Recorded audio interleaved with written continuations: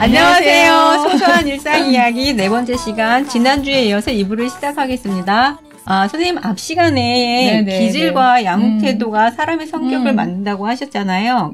선생님 그 양육 태도와 관련해서 애착으로 그런 관계에 대해서 이야기 나눠볼까 하는데 선생님 지론을 펼쳐주시죠. 제가 그러니까 꽂혀 있는 거예요. 항상 꽂혀 있고 또 상담할 때 아동기를 잘 보내도록 제가 돕고 싶은 게 제 마음이고 그래야 청소년기도 잘 보내고 그 선생님의 그 뜨거운 마음이 느껴져요. 건강한 그 성인으로 성장해서 독립된 객체로 살아갈 수 있게끔 하는 게 엄마의 목표이기 때문에요. 그리고 그래야 또 사회 구성원으로서 좋은 영향력 그리고 함께 나눌 수 있는 세상을 만들 수 있으니까. 그렇죠. 진짜 요즘 중요해요. 아동기를 잘 보내게끔 도와드리는 게 이제 상담사로서의 되게 소명, 사명 이렇게 생각을 하고 살고 있기 때문에 이 말씀을 안 드릴 수가 없어요. 그래서 조금 잘 들어주시면 감사하겠고요. 이제 앞서 말씀드렸듯이 특히 애착은 특히 부모와 같은 양육자 또 특별한 대상에게 친밀한 관계를 형성하고 친밀한 정서 유대를 하는 거를 말하는데요. 그러면 애착은 선생님 어떤 거라고 생각하세요? 선생님이 생각하는 애착. 애착은 그게 다양할 수가 있는데 엄마가 아이가 될 수도 있고 내가 좋아하는 물건 아니면 애착 인형 이런 것도 그런 있죠. 것도 있고 이러니까 다양할 것 같아요. 그러니까요. 그래서 애착이라고 하는 거는 누군가에게 이렇게 친밀한 관계를 형성할 수 있도록 이렇게 뭔가가 매개체가 되는 거를 말하는 것 같아요. 그래서 이론들이 되게 많아요. 정말 이론들이 많은데, 제 1차 세계대전 이후에 이렇게 전쟁 고아들이 많았고, 또 이렇게 부모 없이 자라서 수용소 같은 고아원에서 이렇게 양육되어지는 아이들을 토대로 이 아이들이 커서 성격이 어떻게 될 것인가를 연구를 했었어요. 그게 처음에 나왔던 이제 볼비가 말하는 이론인데요. 그런데 이제 왜냐하면 심각한 사회 현상으로 대두가 될 거라고 생각하기 때문에 전쟁 트라우마도 있고 겪은 사람들이 그 자녀들을 잘 키우지도 못하고 있고 이런 관계들이 많았기 때문에 그래서 이제 심각한 사회 문제를 야기할 수 있다고 했기 때문에 친밀한 관계를 형성되지 못할 경우 특히나 영유아기 시절에 친밀한 관계를 형성하지 못하면 인격 형성에 굉장한 지대한 영향을 끼친다는 이론이에요. 근데 그것들이 이제 나타났고요. 이제 또 2차 세계대전이 터졌고 또 그 다음에 또 유명한 이론이 그거가 있어요. 그러니까 온숭이 실험 이론. 이거는 한 번씩 들어보셨을 거예요. 그래서 온숭이를 철제 인형 이렇게 만들어 놓고 두 개의 실험군 하나 A, B를 만들어 놓고 A에게는 젖병만 달아준 거예요. 우유병을 달아놓고 한쪽에 그 실험 철사로 만들어진 인형에게는 이렇게 헝겊, 부드러운 헝겊을 달아놓고 온숭이에게 가서 먹도록 했어요. 그랬는데 그 온숭이가 그냥 우유병만 달아진 데보다는 이 부드러운 천이 있는 데에 있어서 굉장한 유대관계를 갖고 그 속에서 그렇게 온숭이가 훨씬 이렇게 상호작용? 유인원이니까요. 부드러운 따스한 느낌, 엄마 품 이런 그 스펀지를 통해서 그런 동질감을 느낄 수가 있겠네요. 그래서 그거를 보고서 단순히 음식을 주고 기본적인 욕구만 해결해 주는 것이 양육이 아니라 따뜻한 접촉, 스킨십이 애착을 형성하는데 굉장히 편안하고 안정된 인간으로 성장함에 있어서 굉장히 중요하다고 말하는 이론이에요. 근데 그게 맞더라고요. 그래서 우리가 그래서 이제 엄마들이 자장가도 부르고 부드러운 이불도 주고 안 됐을 때는 애착 인형도 주면서 이게 엄마 거야. 제가 그러거든요. 분리불안을 겪는 아이들이 의외로 많아요. 왜냐하면 엄마한테서 굉장히 안정된 곳에 있다가 나만 바라보는 게 아니라 또 그 아이들 무리 속에서 네. 그 생활을 해야 되는데 나한테 집중되지 않는 거를 되게 두려워해서 엄마하고만 있고 싶어 하는 아이들이 있거든요. 기질적으로, 성격적으로 또 그렇게 조금 예민한 아이들이 있는데 그럴 때는 엄마한테 뭐를 해주라고 하냐면 가장 좋은 방법 중에 하나가 있어요. 뭐냐면 엄마가 썼던 목수건, 엄마의 채취가 느껴지는 그런 냄새가 나는 수건을 아이의 목이나 이 손목에다가 메어주라고 그래요. 그러면 엄마 좀 이따 만날 거야. 이 엄마 냄새, 엄마가 보고 싶거든. 이 냄새 맡고 있어. 그러면 분리불안, 그것만으로 되지는 않지만 분리불안을 겪고 있는 너무 힘들거든요. 아이는 너무나 고통스럽게 느껴요. 그 시간을 잘 버텨낼 수 있고 엄마하고 끈 유대관계. 이게 이제 따뜻한 접촉, 스킨십에서 나오는 거를 실생활에서 활용할 수 있는 방법이기도 합니다. 그래서 그것도 좋고요.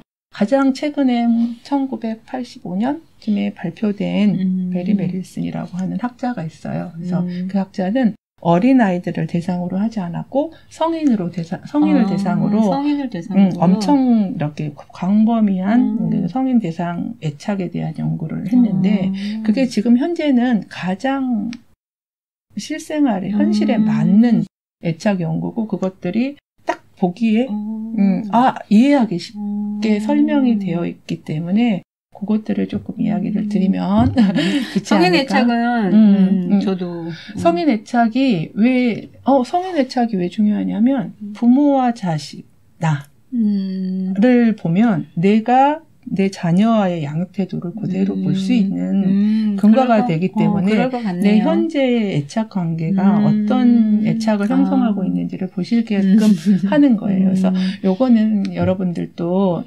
지금도 인터넷, 핸드폰으로 지금 저희 영상 보고 계시지만, 검색에 성인 애착 유형 검사라고 치시면 검사할 수 있어요. 그냥 간단하게 36문항이고요. 그것들을 맞네요. 300 몇 문항 풀어보셨지 않나요? 그러니까 36문항을 체크를 하시면 내 애착 유형을 아실 수 있는데요. 여기 애착 유형은 4가지 애착 유형으로 나눠져요. 선생님은 생각하실 때 그냥 안 해보셨죠? 저는 안 해봤어요. 이 성인 애착 유형을 안 해봤어요. 안 해보셨구나. 그래서 나는 어느 정도의 애착일 것 같아요. 진짜 백지 상태에서 여쭤보면 가늠을 할 수 없는데요. 가늠하기 어렵죠. 근데 이거를 4가지로 나눴는데 좀 뭐랄까 좀 알아먹기가 좀 쉬워요. 그래서 그렇게 좀 한번 말씀을 좀 드려보면요. 갑자기 불안해졌어요, 제가. 뭐가요? 뭐가요? 검사 안 좋아해요. 근데 요거는 대부분 안정애착과 불안정애착 2가지로 분류가 되고요. 크게는 그 속에서 안정애착이 3분의 1 정도에 해당이 된다면 나머지는 이렇게 불안정애착이라고 보시면 되실 것 같아요. 근데 안정애착과 불안정애착 나눠지고 두 번째 이게 그 속에서 2, 3, 4는 또 불안정 애착 속에는 무시형 불안정 애착, 집착형 불안정 애착, 그리고 혼란형 불안정 애착 이렇게 나눠져요. 안정 애착은 설명을 따로 드릴 필요가 없을 정도로 부모와 편안하게 안정된 속에서 성장을 했기 때문에 사람들과의 관계도 무난하고 이렇게 편안하게 대인관계도 이루어지고요.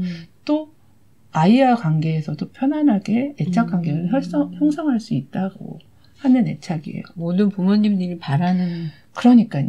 근데 또 그런 경우도 있어요. 어렸을 때는 그렇지만 나도 그러면 안정애착, 나도 저기 불안하게 성장이 된 것 같은데, 그렇게 안정되게 되지 않은 것 같은데, 하는 분도 있지만, 그런 건 또 있어요. 성인이 되고 나서, 크고 나서, 내가 어떤 깨달음을 얻었어. 네, 그래서 공부를 열심히 했어. 공부도 열심히 하고 알아보고 찾아봐서, 그런 안정된 애착을 획득한 안정애착도 있어요. 그렇게 보면 좋으실 것 같고요. 두 번째는 무시형 불안정 애착.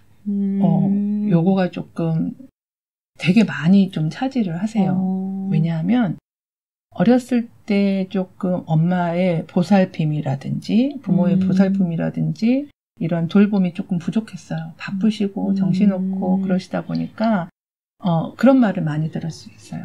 아, 네 알아서 좀 해. 얘는 이렇게 귀찮게 하는지 모르겠어. 그렇게 귀찮게 하니? 하면서 엄마가 아이가 보내는 신호와 요구에 그때그때 잘 응하지 않았던 경우 아이들이 그러면 그렇잖아. 막 엄마 그러고 이런 애들 있잖아요. 그랬을 때 그런 어른의 특징이 뭐냐면 혼자 있을 때 편하세요. 혼자 있을 때 편하고 혼자 있을 때 안정감을 가져요. 그래서 아이가 보냈던 신호를 부모가 했던 것처럼 내 부모가 했던 것처럼 그냥 무시하거나 응하지 않거나 또 하나는 그거 있어요. 너무 통제하거나 간섭하거나 근데 대부분 전자가 좀 더 많아요. 그래서 그러니까는 안정적이지 않잖아요. 그런 그쵸? 경우는 네. 그래서 이랬을 때 사람들과 함께 있을 때 불편감을 느껴서 무시를 하는 것 같아요. 그래서 이럴 때는 내가 지금 딱 보면 저는 이런 약간 무시형 불안정 애착에 속해요. 그때 응해주지 않았었어요. 그런 것 같아요. 우리 엄마 들으시면 좀 놀라시겠는데 내가 언제 그랬냐 이러시면서 근데 이거를 약간 회피형 애착이라고 하세요. 알고 그런 게 아니고요. 저도 마찬가지로 저희 부모도 마찬가지로 알고 그런 게 아니라 그렇게 경험해보지 못했기 때문에 그냥 해야 줄 것만 좀 해주는 거예요. 어떤 제가 상담하는 케이스 중에 엄마가 그래요. 아이들한테 이렇게 해주는데 이렇게 막 엄마는 안아줘, 꼭 안아줘, 막 더 안아줘. 엄마 언제 올 거야, 언제 올 거야 이렇게 하는 아이가 있다고 그래요. 근데 집에서 아이를 잘 케어하시거든요. 근데 이렇게 보면 엄마가 아이를 충분히 안아주지 않아요. 됐지. 근데 저도 그랬었어요. 저도 이렇게 안아주고 됐지. 안아줬는데 됐지 이러고 가요? 안아주고 나서 네. 이제 됐지? 가서 할 일하고 엄마도 할 일 아이한테 뭔가를 해주려고 그러니까 잠깐인 거예요. 그러니까 아이가 느끼기에 충분하지 않은 거예요. 충분한 이게 중요한 거예요. 아이가 느꼈을 때 내 기준 아니고 저희 딸도 그래요. 저희 딸도 엄마가 조금 해주고 빨리 너 해. 엄마 이거 하고 있을 테니까 엄마는 요리할 테니까 너는 이거 하고 있어.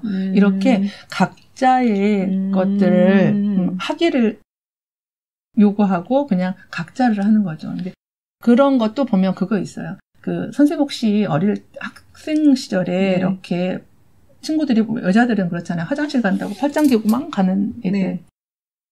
그런 유형이셨어요 혹시? 아니 저는 팔짱 끼면은 그냥 손잡고 같이 가줬어요.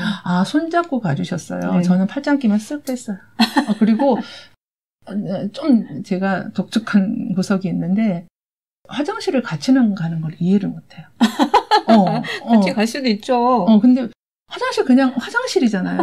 굳이 참나. 그렇게 제가 네. 그런 성격이랍니다. 그렇기 때문에 저는 정확하게 이렇게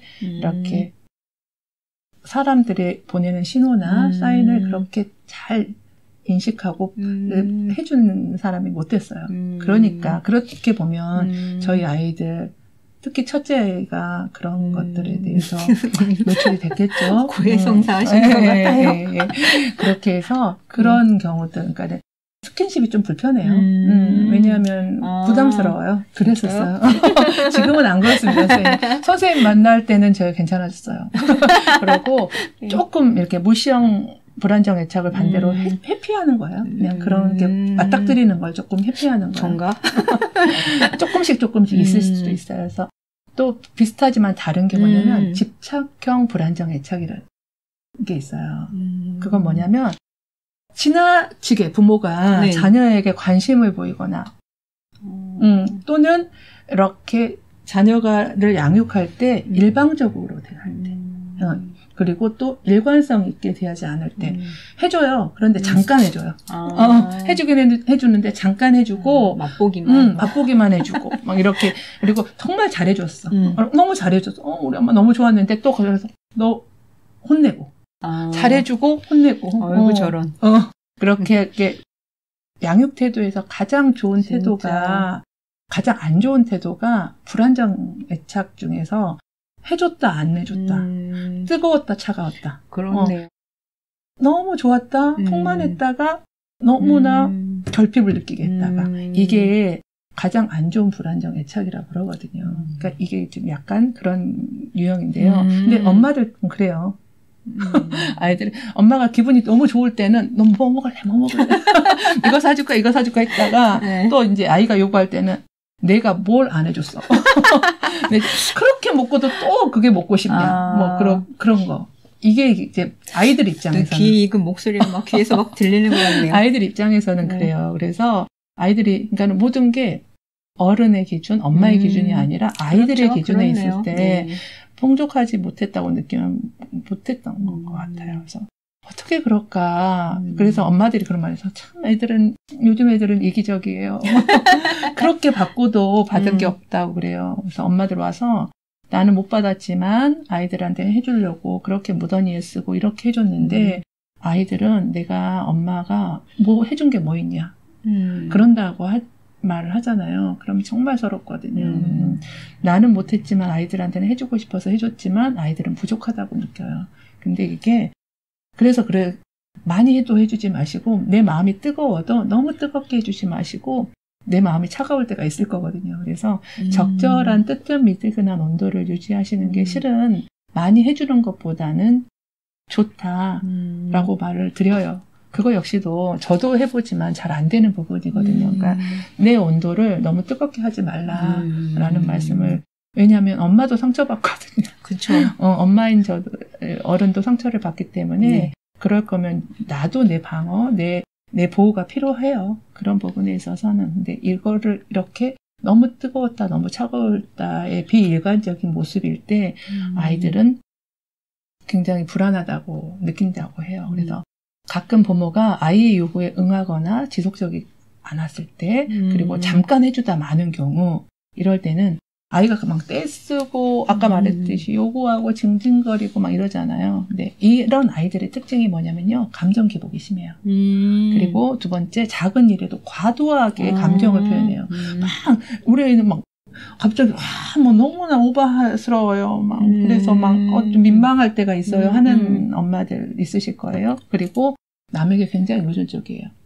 그래서 집에 있을 때보다 밖에 나가서 막 친구들하고 막 놀려고 그러고 엄마 더 놀 거야 막 이러고 이런 아이들 그리고 또 과도한 감정을 표현하기 때문에 옆에 사람을 불편하게 만들어요.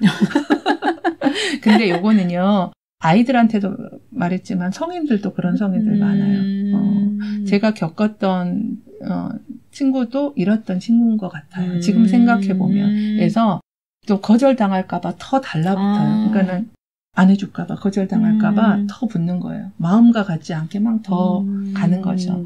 이와 같은 패턴을 보이는 게 집착형 불안정 애착이라고 해요. 그래서 되게 많은 유형들이요. 그 좀 전에 말씀드렸던 회피형 네. 불안정 애착 그리고 집착형 불안정 애착이 많아요. 수긍 가는 부분이 많지 않나요, 수인님? 네. 여러분은 어떠실지. 근데 저는 되게 많이 수긍이 갔어요. 아, 나한테도 이런 면이 있더라. 내가 우리 아이한테 하는 면에서 보니까 이런 면이 있더라. 그러면 아, 내가 이런 애착 관계가 되었을 가능성이 되게 높다라는 걸 보시면 좋으실 것 같고요. 이런 분들의 특징들이 뭐냐면, 그러니까 첫 번째 안정형 애착을 가지신 분들의 특징은 자기한테도 긍정적이고요. 남한테도 긍정적이에요. 너무 이상적이죠.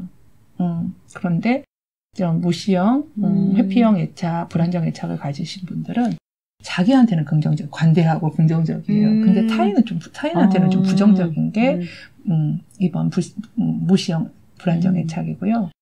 반대로 세 번째, 집착형 불안정 애착의 경우는요, 자기한테는 부정적이에요. 자기 상이 좀 부정적인데, 타인한테는 굉장히 긍정적이에요. 나는 못하는 거에 대해서 굉장히 다른 사람이 이상적으로 잘하는 걸 보고 부럽고, 막 다른 사람한테 가야지만이 될 것 같고. 저희가 두 번째 시간에 대상관계 네. 할 때 이런 애착 이렇게 또 연결해서 보시면 의존적 애착 있죠. 그러니까 이런 불안정 애착은 의존을 낳아요. 그렇기 때문에 타인을 긍정적으로 보고 자기를 부정적으로 보는 이렇게 보면은 반대로 또 제가 말씀드린 자기애적인 경우는 무시형 애착. 뭐 이런 게 좀 더 가까울 수 있죠. 네. 뭐 이론이기 때문에요. 이론에 접목을 시키는 거기 때문에 대상관계를 설명했을 때도 마찬가지로 그러면 저 그런 질문 받았거든요. 그거 보시고 선생님 그러면 저는 뭐 자기애적 성격인가요? 있는 것도 같고 의존도 있어요. 그렇게 말을 하거든요. 선생님도 마찬가지시죠? 저는 이 네 가지 선생님이 앞으로 하나 더 말씀해 주실 것도 있으시지만 이 네 가지가 다 포함되는 것 같아요. 조금씩 네. 있어요. 어떤 비중을 더 차지하느냐, 네. 어떨 때 어떤 게 나오느냐도 있고요. 그 대상관계도 마찬가지로 자기애적인 거, 어떤 사람한테는 자기애적으로 대하고요. 그러니까 상대적이에요. 다중인격인가 봐요. 아니, 저희는 누구나 여러 가지 성격 유형을 가지고 있는데 조금 더 많이 가지고 있느냐, 조금 덜 가지고 있느냐의 차이지 이게 딱 나는 무시한 불안정 애착이야. 나는 그렇죠. 집착형 불안정 애착이야. 그러면 뭐 살 수가 없겠죠. 그게 아니라 이게 이렇게 돌아가면서 조금씩 있는데 좀 더 많이 있는 부분을 퍼센티지로 차지하는 게 어느 정도인지 그런 것 이렇게 같네요. 보시면 되고요. 이제 마지막으로 말씀드리는 혼란형 불안정 애착은 굉장히 극소수, 미미한 10%도 안 되는. 진짜? 근데 혼란형 불안정 애착은 조금 이제 잘못됐을 경우에 애착 관계가 잘못 형성됐을 경우에 이제 사회적인 문제가 될 수도 있는 그리고 사회에서 좀 불편함을 야기시킬 수 있는 성격의 유형이기 때문에 그렇게 많은 퍼센티지를 차지하지는 않지만 어떤 경우냐면 나를 사랑해주는 부모가 나를 공격한다고 느끼는 경우예요. 어떤 거냐면 그렇대요. 엄마가 아니면 아빠가 뭐 나에게 특별한 대상이 이쁘다 에이 못생겼어. 이리 와봐. 근데 저 어릴 때도 그랬고 저희 아이들은 지금 성인이 됐지만 저희 아이들 어릴 때 주변 어르신들이 예쁘다고 그렇게 많이 그렇게 하셨어요. 근데 이게 주변의 사람들이 하는 거 말고 아주 중요한 양육자 그것도 영향을 미치긴 하죠. 근데 여기서의 포인트는 그거예요. 주 양육자가 내가 가장 다행이다. 특별하다고 생각하는 대상이 그런 태도를 지속적으로 보냈을 경우에요. 이리 갖고 와. 이리 갖고 와봐. 누가 이거 갖고 오라 했어. 그런 경우 있잖아요. 저도 그런 거 있거든요. 좋아. 근데 왜? 뭐 이런다든가. 아니, 그럴 수가. 대표적인 게 그거예요. 대표적인 게, 이리 와 이랬다가, 놀린다고 그러니까 이게 말과 행동에 불이치가 났을 때 아이들은 특히 어린 시절에 겪었던 아이들은 이게 뭐지 해서 굉장히 혼란스러워요. 혼란스러운 상황이 그렇기 때문에 이러지도 못하고 저러지도 못하는 상황이 돼버리는 우물쭈물하고 막 전전긍긍하게 만드는 상황을 만드는 거예요. 그렇네요. 그러려고 한 것은 아니나 항상 저도 그런 경험들이 있고 선생님도 그런 경험이 있듯이 그것이 그냥 아이를 놀리거나 뭐 잘못하려고 한 게 아니라 그런 습관이 아이들에게 그런 혼란을 야기시킨다는 거죠. 그래서 그러니까는 그냥 아이에게는 사소한 행동도 좀 조심을 하고 이게 아이한테 미치는 영향이 어떨지를 좀 생각을 해보시면서 조금 아이들을 케어하시는 게 좋고 혹시라도 우리가 지금 이렇게 성인 애착 유형 검사에서 나온 애착의 유형이기 때문에 내가 이런 어떤 유형에 속해 있는지 혼합적이고 복합적일 거예요. 또 그 속에서 또 내가 안정형 애착을 획득한 분도 계실 거니까 이런 것들을 한번 보시면서 나는 어떤 유형일까? 그러면 나는 어떻게 해야 될까를 좀 생각해 보시면 좀 해답을 찾지 않으실까 싶고요. 혼란형 애착을 잠깐만 더 설명을 해드리면, 말씀을 드리면, 지속적으로 안정된 애착 관계를 많이 못 받았어요. 그래서 이런 분들이 소시오, 사회적으로 기능할 때 좀 이렇게 잘 못하는 그런 분으로 되기도 하신다고 그래요. 그래서, 왜냐면은, 모르는 거예요. 그 사람이 말하는 신호가 무엇인지를 캐치를 못하게 되는 거예요. 그래서 요거는 제가 이렇게 강조해서 이런 거는 하지 마셨으면 좋겠다. 그러면 상이 그거예요. 자기도 부정이고 남도 부정이고 나도 믿지 못하고 남도 믿지 못하는 거예요. 그렇기 때문에 사회적 관계에 있어서 모든 게 불만, 불신, 모든 걸 믿지 못하는 상황, 뭐 사람들과 관계에서의 소통에 전혀 이루어지지 않게 되는 거죠. 그러다 보면 누가 그냥 자기를 그냥 쳐다봤는데 그냥 쳐다봤어요. 너 나 무시해서 쳐다봤어? 그리고 그냥 웃으면서 쳐다봤어요. 그러면 왜 나 비웃어? 이렇게도 볼 수 있다라는 거죠. 이제 그런 것들은 잘 알고 알아두시면 좋을 것 같아요. 가장 퍼센테이지는 적지만 가장 유념해야 되는 그렇죠. 그런 부분이기도 하네요. 그런 거 있잖아요. 인디안 속담 중에 아이는 나 혼자 키우는 게 아니라 마을이 다 같이 그렇죠. 키운다. 네. 선생님도 아파트 생활하시고 뭐 이렇게 오르락 내리락 하다 보면 아이들 만나잖아요. 네. 선생님 너무 잘해 주시지만 제가 볼 때 되게 존경스러운 부분이 많지만 비행기를 왜 이렇게 많이 아니 저는 이런 이야기 할 때 제 선생님이 존경스러워. 근데 아이들을 네. 동네 지나가는 아이들한테도 한마디라도 많이 컸네. 너 오늘 옷 예쁘게 입었다. 네. 멋진 걸. 아이가 그림 그렸네. 와 재밌었겠다. 뭐 이런 말이요. 그냥 인사를 잘하는 아이.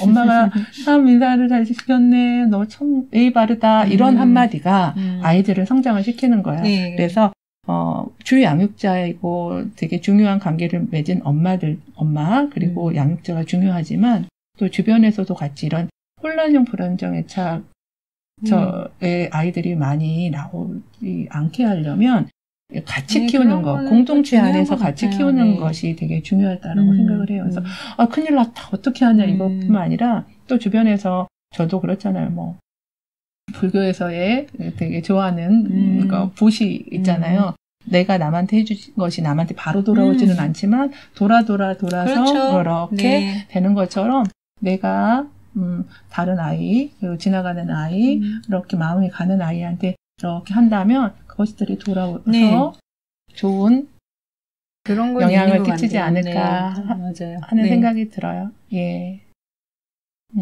이렇게 성인 애착 유형을 통해서 나의 애착 유형을 좀 살펴보시면 혹시 내가 어떤 유형에 속았는지 네 가지 유형에 딱 부합되지는 않더라도 어떤 애착 유형 관계가 뭐 어떤 불안정 애착, 어떤 안정 애착이 형성된지를 보시면 내가 지금 내 자녀에게 하고 있는 애착 유형 형태를 알 수 있고요. 그것들을 꼭 어떤 유형 형태를 취하고 있었는지 그것도 체크해보면 나도 뜨끔하지만 정신 딱 차리고 네, 그러게요. 좋을 것 같고요. 또 불안정 애착 유형이셨다라고 한다면 부모와의 관계를 잘 돌아보시면 좋을 것 같아요. 그러면서 혹시라도 우려되는 거 저도 잠깐 그랬지만 부모를 원망하거나 부모를 탓하거나 가서 엄마 왜 나한테 이랬어 저도 자칫 그럴 뻔도 했고 그런 마음이 있었고 그랬거든요. 그렇지만 부모도 부모의 그런 상황이 있었고 나도 부모가 되어보니 어쩔 수 없는 상황이 있잖아요. 그렇기 때문에 그렇죠? 그걸 원망하거나 탓하지 마시고 이렇게 잘 어른스럽게 그리고 대처를 하셔서 아이들한테 좋은 영향을 끼치는 좋은 애착 관계를 형성하는 부모 관계가 부모 자식 간에 되셨으면 하는 마음에서 저희가 1부와 2부로 나눠서 좀 길게 이야기를 하게 됐습니다. 조금 마음이 불편하실 수도 있어요. 저도 되게 많이 마음이 불편했었거든요. 그리고 또 죄책감도 들었고 여러 가지 감정들이 올라왔는데 그래도 한 번은 꼭 짚고 넘어가면 좋을 내용이라 저는 개인적으로 방송 끝나고 나면 저희 친정 어머님은 좀 찾아봐야 될 것 같고요. 그런 것 같아요. 이게 아이들과 부모님의 관계에서 아이들이 사춘기가 한꺼번에 오는 게 아니라 어릴 적 부모님과의 모든 관계적인 문제가 아이들이 사춘기라는 시기 그 타이틀을 갖고 그때 터뜨려지는 게 아닌가 싶고 네 맞아요. 좀 될 수 있으면 엄마들이 그 불안한 마음을 접고 사사건건 개입하지 않고 일일이 참견하지 않고 맞아요. 좀 거리를 두고 좀 믿고 기다려주시면 어떨까 이런 생각을 좀 갖게 되네요. 한 발짝 물러서는 거. 제가 또 이렇게 뭐 상담할 때 항상 하는 말씀이지만 아이의 그림자 끝에 서 있어라. 그 느낌으로 서 있어라. 아이의 끝에 그림자에 아주 정말 마음에 와닿는 말인데, 근데 여러분 방치는 아니에요. 그 그림자 끝에 딱 서서 네. 아이가 어떻게 그림자를 보잖아요. 네. 그러면 그 느낌 이해되셨죠? 네. 서서 가슴이 찌릿해요. 아이가 필요할 때 손을 내밀어주고 아이가 사인을 보낼 때 캐치해줄 수 있는 그렇게 저는 울타리라는 말을 참 좋아해요. 아이들의 그렇구나. 울타리 그러시구나. 네, 그 언제든지 돌아올 수 있는 네, 그렇게 네. 해주시면 아이 내면을 들여다보면서 네. 성찰을 하고 파악해보는 과정이라고 그러게요. 생각하시고 네. 아이와 이렇게 적당한 거리두기 하시면 좋을 것 같고 내 자신이 알아가는 여정 속에서 그 속에서 또 성장을 했거든요. 그렇죠. 그래서 성장하고 성숙되었을 때 우리 아이에게 편안함을 주는 좋은 부모가 되지 않을까라는 생각이 듭니다. 맞아요. 네. 오늘도 이렇게 여러분들과 함께 소소한 일상 이야기 4번째 시간을 1부, 2부로 나눠서 부모 자식 간의 기질과 성격, 또 양육 태도와 애착 관계까지 연이어서 이야기 나눠봤는데요. 부모와 또 나와 내 자녀. 참 어렵고도 복잡하지만 또 그래도 우리는 부모이고 또 엄마이고 또 아이들을 몸과 마음을 또 건강하게 키워내고 성장시켜서 건강하게 또 독립시켜야 되는 궁극적인 의무나 사명감이 있을 것 같으니까 그렇죠. 또 아이들과 잘 소통하면서 함께 같이 성장해 나가야 될 것 같고요. 오늘 선생님한테 너무 좋은 말씀 많이 들어서 이렇게 또 일상생활 하시다가 또 마음적으로 어려울 때 또 누군가 소통하고 싶을 때 좋은 일, 힘들었던 일 잘 견디시고 극복하셔가지고 함께 나누고 싶은 사연, 소소한 일상 이야기도 함께 하면 좋겠고 이쯤에서 선생님의 메인 테마. 네. 일집 라디오는 유튜브와 팟빵으로 만나보실 수 있고요. 구독, 좋아요, 댓글, 알림 설정까지 해주시면 또 저희가 이번 주제는 조금 무겁잖아요. 그래서 다음엔 좀 가볍게 소소한 일상 이야기로 찾아뵐 수 있도록 준비해서 여러분 또 빠른 시일 내에 찾아뵙도록 하겠습니다. 네. 선생님이 항상 좋은 말씀을 해주시니까 같이 하는 저도 항상 처져 있다가도 기운이 나는데요. 여러분 사랑은 이겨낼 힘을 또 주고받는 것이고 또 바깥으로 나갈 수 있는 용기와 또 안으로 들어올 수 있는 온기를 채워주는 것이라고 해요. 여러분들도 소중한 사람들과 부지런히 건네고 또 건네받으면서 그렇게 사랑할 수 있는 소소한 일상이 되시길 바라고요.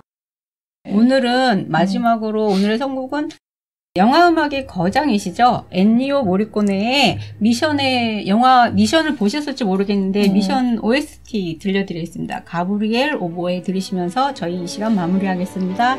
저희는 다음 시간에 또 만나요. 감사합니다.